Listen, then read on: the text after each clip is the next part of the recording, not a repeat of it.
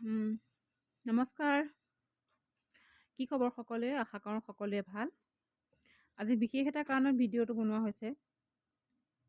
আশা কৰোঁ মোৰ কথাখিনি সকলোৱে মন দি শুনিব আৰু শেষলৈকে শুনিহে যাতে মোক লাইক আৰু কমেণ্ট কৰে।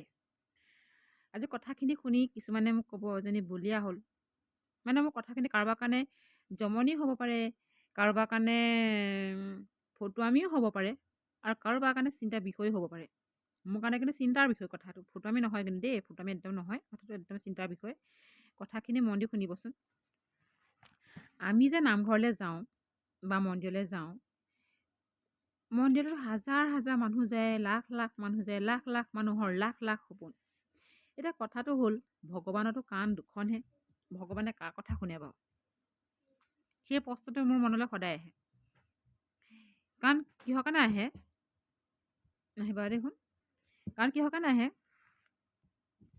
কাৰণ ইমান নামঘৰ মন্দিৰ যাওঁ, ইমান ভগৱানক দান দক্ষিণা দিওঁ, এতিয়া ভগৱানে আজিলৈকে মোৰ কথাটো শুনা নাই।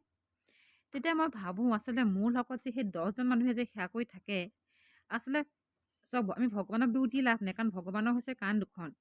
ভগৱানক 10জনে যদি 10টা কথা একেটা সময়তে কৈ দিয়ে, ভগৱানৰতো কনফিউজ লাগিব ন, ভগৱানে কাৰ কথা শুনিব বাৰু আপুনি কওকচোন।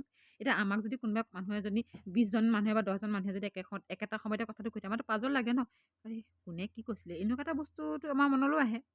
ভগৱানত তেনেকুৱাই হ'ব ন, ভগৱানতো একেটা কথাহে, ভগৱানৰ সেই কাণ দুখনে, চকু দুটাই, নাক এটাই, হাত দুখনে, ভৰি দুটাই বা যিয়ে নহওক, সেই কথাটোৱে আচলতে ভগৱানৰ আচলতে কনফিউজ লাগে আচলতে, গম পায়নে আপোনালোকে? মোৰ মানে কথাটো সেইটোহে মনলৈ আহিছে।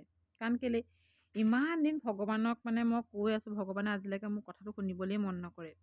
তেতিয়া মই ভাবোঁ যে কথাখিনি যে কওঁ, সেই 10জন মানুহে যে আমি একেলগে কথাখিনি ক'লো, আচলতে জাম লাগি লাগি ক'ত ফচি যায় আচলতে, ভগৱানৰ কাণত নপৰেগৈ। এই তাৰ মাজত চাগে এজনৰহে কথাটো চাগে ভগৱানৰ কাণত পৰে, আৰু সেই এজনৰহে চাগে আশা পূৰণ হয়। কিন্তু সেই অভাগিনীৰ লগত, অভাগিনী আজিলৈকে এনেকুৱা এখন মানে কপাল হোৱা নাই, অকলে মানে ক'ত ভগৱানক ক'বলৈ।